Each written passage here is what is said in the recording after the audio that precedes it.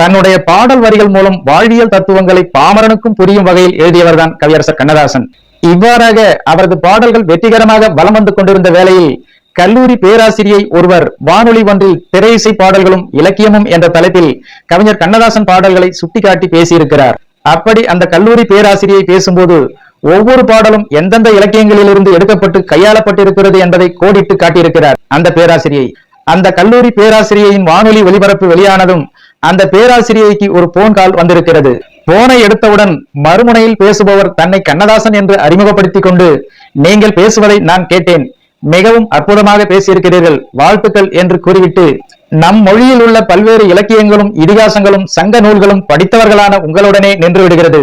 அதை பாமரனுக்கும் கொண்டு செல்ல வேண்டும் என்பதால் தான் நான் அதனை மிகவும் எளிமைப்படுத்தி அவர்களுக்கு புரியும் வகையில் பாடல்களாக எழுதுகிறேன் என்று கூறி அதற்கு எடுத்துக்காட்டாய் பாடல் ஒன்றையும் கூறினாராம்.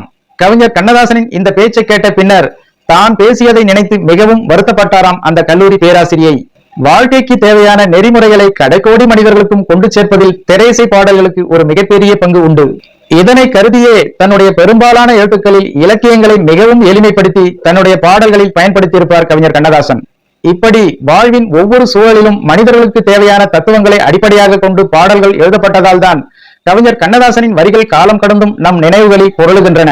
இன்றும் கூட நாம் கேட்கும் பாடல்களில் 10ல் 2 பாடல்களுக்கு அடித்தளமிட்டவர் நிச்சயம் கவிஞர் கண்ணதாசனாகத்தான் இருப்பார் என்பது குறிப்பிடத்தக்கது.